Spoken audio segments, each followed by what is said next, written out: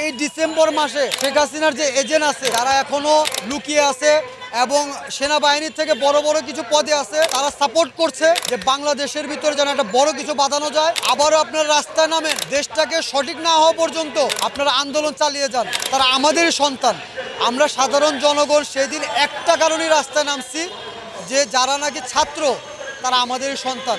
আজকে যদি ওরা মারা যায়, কালকে আমারও একটা ছেলে একটা মেয়ে আছে, তাদের উপরে কিছু হবে। আর মেধা আর কোঠা নিয়ে যে জিনিসটা নিয়ে তারা আন্দোলন করছে, যদি মেধা সাকসেস হয় তাহলে আমাদের সন্তানরাও তো লেখাপড়া করবে, তারাও মেধা নিয়ে কিছু না কিছু একটা পাবে। কিন্তু মেধা কিন্তু এখনও প্রতিষ্ঠিত হয় নাই। মেধার জায়গায় আছে, কোঠাই কিন্তু চলতেছে। তাহলে আপনারা ছাত্ররা কিসের আন্দোলন করলেন? সকল ছাত্র ভাইদের কাছে অনুরোধ জানাই, আবারও আপনারা রাস্তায় নামেন, দেশটাকে সঠিক না হওয়া পর্যন্ত আপনারা আন্দোলন চালিয়ে যান। আর নয়তো ভাই আমরা সবাই আবার মরবো।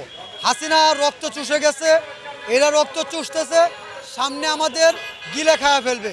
আর চট্টগ্রাম যে বন্দর দিয়ে বাংলাদেশ পুরোটা বিজনেসের একটা মূল কাঠামো আমাদের চট্টগ্রাম, ভারত খুব চেষ্টা আছে এই চট্টগ্রামকে নিয়ে নেওয়ার জন্য। কেননা নাথান বম যে নাকি আপনার কুকি চীনের মেন, সে কিন্তু ভারতে বসে বসে কাজ করে, ভারতেরই একটা এজেন্ট। যে কোনো সময় চট্টগ্রামকে আলাদা করে নিতে চাইবে, হিন্দু মুসলিম ভাইদের ভিতরে একটা দাঙ্গা বাঁধানোর চেষ্টা করবে। আমি হিন্দু ভাইদেরকে একটা জিনিস বলি, ভাই এই একটা বাংলাদেশ যেখানে হিন্দু মুসলিম আমরা সবাই ভাইয়ের মতো বাস করি, যেখানে আমাদের ভিতরে কোনো হিংসা নাই, কোনো দাঙ্গা ফাসাদ নাই। একমাত্র ভারতের মোদি সাহেবই আছে যার মাথার মধ্যে এই জিনিসটা খুব ভালো খেলে, যে হিন্দু মুসলিমদের যদি বাংলাদেশে একবার কোনো মতে ঝগড়া বাঁধানো যায় বা তাদের ভিতরে একবার ঝগড়া সৃষ্টি করা যায়, তাহলে বাংলাদেশকে নিয়ে নেওয়া ভারতের জন্য খুব সহজ হবে।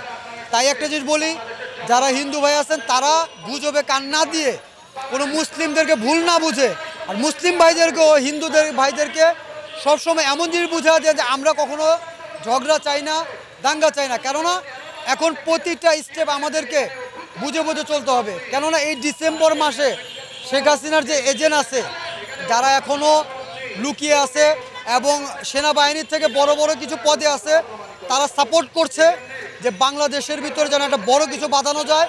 আর ওই ইস্যু ধরে কিন্তু ভারতের রয়েরা বাংলাদেশের লোকে অনেক কিছু করবে, যা আমাদের মোকাবেলা করার মতো সামর্থ্য নাই। কেননা তাদের কাছে আছে অস্ত্র, আমাদের কাছে কিছুই নাই।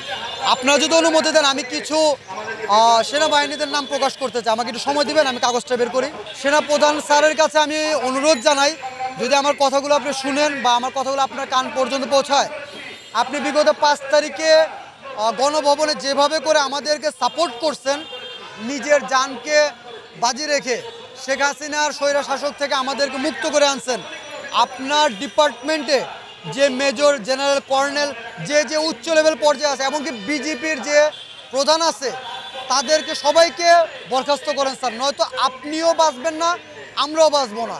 কারণ এখানে প্রতিনিয়ত চালাচ্ছে একটার পর একটা দেশদ্রোহী কাজ। সো আপনি এদেরকে বড় বড় উচ্চ লেভেল থেকে যদি না সরান, তাহলে স্যার আমাদের দেশ বিশাল বড় একটা বিপদের সম্মুখীনে পড়বে। তাই আমি বলতে চাই যে যারাই আমার কথা শুনতেছেন, দয়া করে কাউকে শেয়ার করে দিন, নয়তো আপনারা নিজেরা বৈঠক মিটিং করেন যে দেশটাকে কিভাবে বাঁচানো হয়। এই দেশটা শুধু আমার একা না, এই দেশটা যারা বাইরে রেমিটেন্স ভাই আছেন তাদেরও, আমরা যারা আছে আমাদের সবার, সকলের। যে মা বোনেরা রাস্তার ভিতর লাঞ্ছিত হয়েছে, আমি চাই না বা আমরা চাই না যে আগামীতে ওইভাবে করে মা বোন বা আমাদের ভাই রাস্তায় তাদের লাশ পড়ুক, তারা লাঞ্ছিত হোক। তাই দয়া করে সবার কাছে বলি, সবাই যার যার স্থান থেকে প্রতিবাদ তুলুন, প্রতিবাদ করেন, যাতে করে আগামীতে ওই অতীতের ভয়াবহ কোনো কিছুর সম্মুখীন আমাদের না হতে হয়।